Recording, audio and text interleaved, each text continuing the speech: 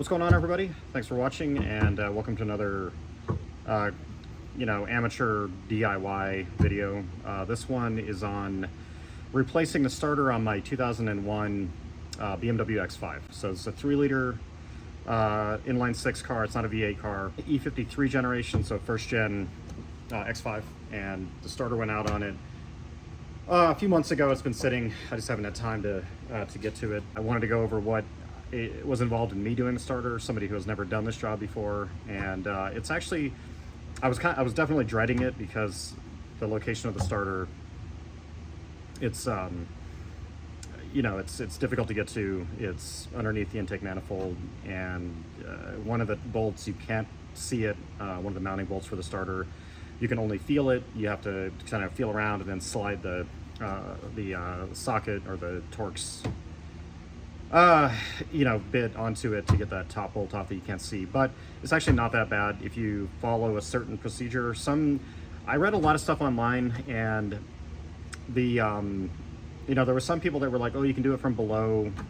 All of it you can do from below. You have to remove the bolts from below for sure. You have to jack the car up and get under the car and remove the 2 bolts that hold the starter on from below. But the connections for the starter, I don't see how you could really get to all the connections from below after doing it, because basically they're at the front of the starter, you're underneath the car from the bottom and the back of the starter, and so you can't see the connections on the front. There's an 8mm bolt, there's a 13mm bolt, and there's a 10mm bolt. The 10 and the 8 or rather the 10 and the 13 are not too difficult to get to. The 8 is a real pain, and so I've kind of found out a process for that. I think that some people who say you can do it all from below, they unbolt the starter, the 2 bolts, and then they pop it off of the transmission, and then they angle it to get to the starter connections, from below, which I suppose in theory that's possible. I feel like the large wire that goes onto the 13mm, the main power wire for the starter, it's really thick and heavy, and I don't think it would really allow the starter to move around that much, and it might just make it more difficult to pull it out, angle it, and then try to get the bolts off. So the procedure that I came up with, basically after messing around, reading some stuff online, is to disconnect the connections from the top and then disconnect the starter from the bottom, basically. Now, to disconnect the starter connections from the top does involve removing quite a few, well, not quite a few, but it involves removing the airbox, the air intake, the basically the hose that goes to the throttle body has to get pulled off. That's a kind of a difficult one to get to. It's buried underneath the intake manifold. The packaging on these M54s is not great, of course, as usual with BMWs. They kind of jam a lot into a relatively small space, and it's no exception here. So if you pull all this stuff out, you can get to the wires that go to the front of the starter much easier, and it just makes the whole job a lot easier, basically. If you just do it from the top and the bottom, basically. So yeah, so I'm gonna go over it and show you how I went about doing it. And I'm an amateur, obviously, and so if I can do it, anybody can do it with the right tools, basically. So first thing I'm gonna do is lay out all the tools and that I've used, and then go from there. I'll show you the process that I went through to replace the starter. Okay, as far as the tools that you need a T30. This is for removing some of the stuff in the engine bay. A T30 star bit. You need a T40 star bit. That's also for removing some stuff in the engine bay. This is for the DISA valve, to pull that off, because that'll give you more clearance. This is an E12 Torx socket right here. That's for the actual starter bolts themselves. For the connectors on the starter, a 10mm socket. Probably a shorter one than that would be better. So a 10, like that. A 13mm and an 8mm to remove the 3 connectors on the starter itself once you get everything loosened up. The drill is optional. Once you get these fasteners here started on the starter, the ones that hold it into the transmission, you can loosen them and then use a drill if you want to remove them the rest of the way, but you can also just use a socket. So the other thing you need is going to be a variety of like ratchets. This is for in the engine bay for removing the starter connectors, the wires that go to the starter. you know, some like a stubby, this is a smaller, what is that, a quarter-inch socket, and then I use a larger one as well for breaking loose the actual starter bolts, which are on there pretty tight. And then most importantly, you need a bunch of extensions. You know, anywhere from probably about 3 feet worth of extensions. So these will all be put together to whatever length will work for you, basically. And then a swivel connection also helps. This is for removing the starter bolts from below. This allows you to drop the angle down past the top of the transmission, down to the ground, or towards the ground, so you can get the ratchet on there and loosen the bolts. So that, you know, screwdriver, some, you know, whatever. This actually is probably not needed. So PB Blaster or WD-40, I would spray that onto the starter where it seats up against the transmission, because the guide pin that holds the starter like kind of in its orientation can get corroded, and it, you know, can be difficult to get off. So I would highly recommend spraying some WD-40 or PB Blaster in there and letting it sit overnight. And I did that. I couldn't get it off, and I sprayed that and let it sit overnight, and then I was able to pull the starter out easily. So basically, these are the tools that you need to remove the starter and put it back in. But the first thing that you do is disconnect the battery. Battery has got to be disconnected when you do a starter, because you can be dangerous, and you can cause all sorts of problems if you don't disconnect the battery. If you cross up a couple of the bolts on the into the starter, it can really be not a good situation. So definitely disconnect the battery. All right, so once you have the airbox removed, next up you got to remove the DISA valve right here. It's held on with 2 T40 Torx bits. So basically there's one right here, and then there's one down here in the center of it, kind of on the bottom. That's hard to see, but once you figure out where it's at, it's not too difficult. Once you have the DISA valve out of the way, then you have this lower intake elbow, which is, it's a pain on this engine because of where the hose clamps are. It's way down in here.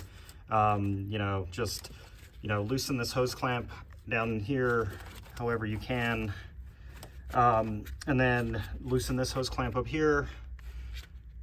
Remove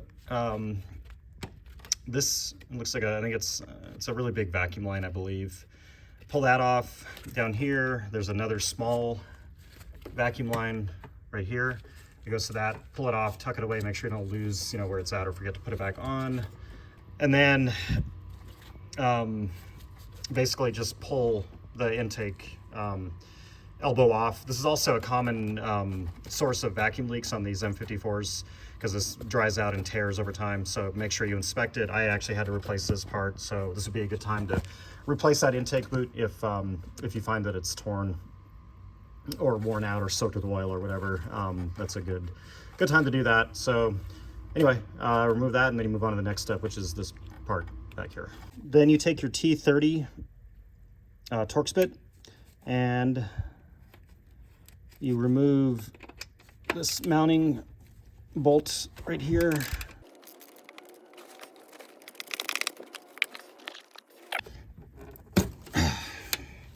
Finish removing this bolt right here.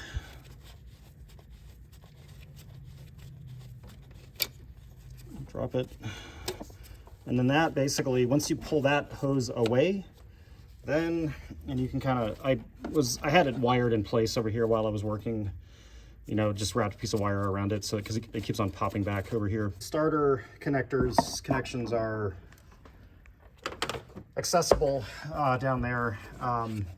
I can see them, but they're kind of just, you know, down there. That's the only way to get to them from the top, is to remove that stuff. But once you get all the stuff out of the way, it's actually pretty easy. So at this point, you remove the 13 millimeter, which are the 2 large red wires, the main wires that go to the starter, and then remove the 10 millimeter one that's kind of on the bottom of it. And then these are on the solenoid, obviously. So remove the 10 millimeter and the 13 millimeter, pull those wires off, and then once you go underneath the car and you take off the mounting bolts for the starter, you can slide the starter out, and you can get to that last 8 millimeter, which is on the inside of the solenoid, and you cannot really reach that with the starter bolted in place. It's just really hard to get to. Much easier to get to that wire once you unbolt the starter from the transmission and pull it out, and just kind of at an angle, then you can get that last wire off. And then from there, the starter comes pretty much right out. You have to wrangle it out around, you know, the wiring harness that's down there, and the oil filter, or rather the oil dipstick tube gets in the way as well. So it just takes it's kind of a, you know, knuckle buster to get it out, but it's not too difficult.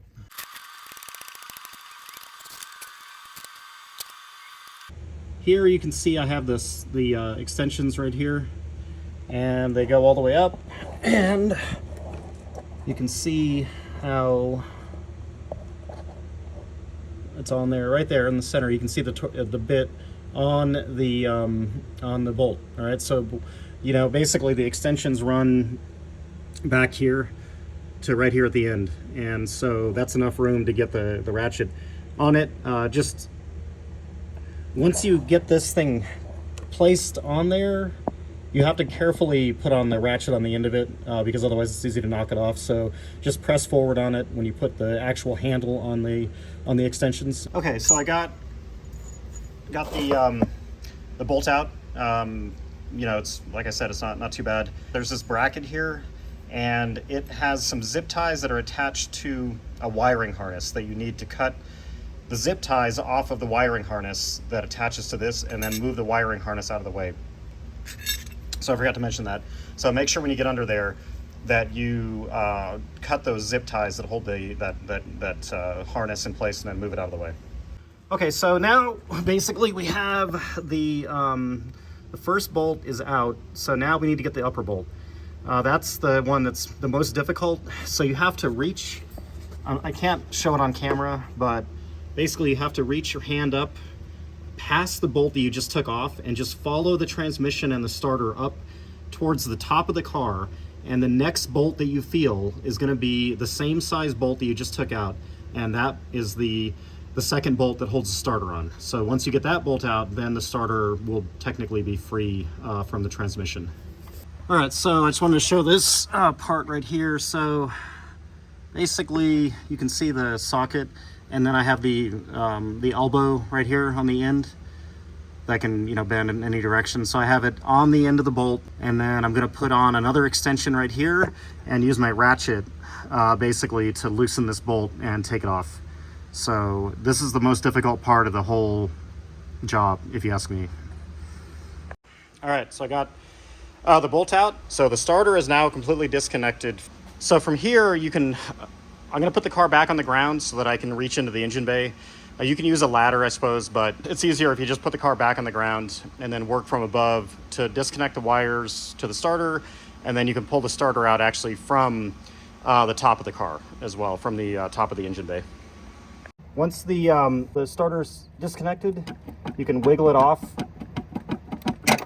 pops out, and that's that 8mm wire right there that's such a pain to get to. So I've loosened up these two wires here. Once I have all the stuff out of the way, I'll loosen up the 13mm, so that just is going to thread right off.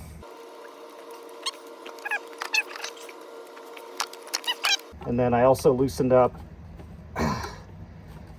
this 10mm right there. So this is the 8mm that's such a pain to get to. So there we go. Okay, so now you should be able to wiggle it out. There's a lot of stuff down here, so it's kind of a pain.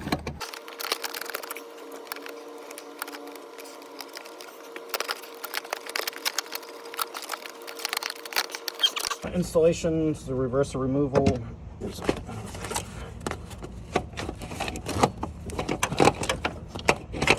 Okay, so once you get the starter kind of angled in place right here, it's kind of fiddly trying to get it to the right angle to slip in between all the stuff over here and the transmission. But then once you do that, make sure that you put, once the starter is here, don't put it all the way into the transmission, because again, this 8mm one here, so slide that on there.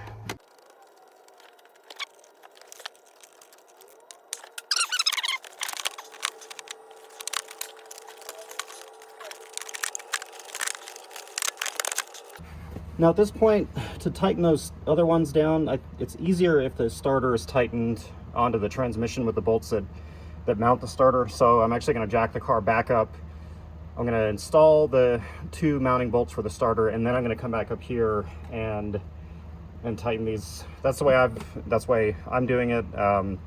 You know, it's a bit of extra lifting the car up and putting it back down, but I feel like it's the easiest way that for myself that I've. Okay, so now that the starter's in the car, I'm going to start with the top bolt.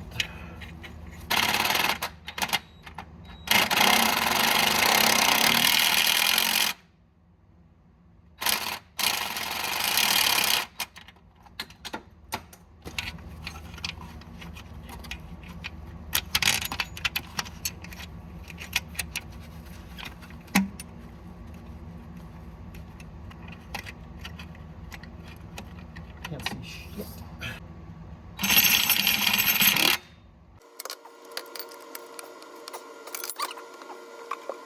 Now you can just basically reassemble. The DISA valve needs to go back on. That bracket down there that I took off to get to the starter wires needs to go back on. This stuff needs to be reconnected.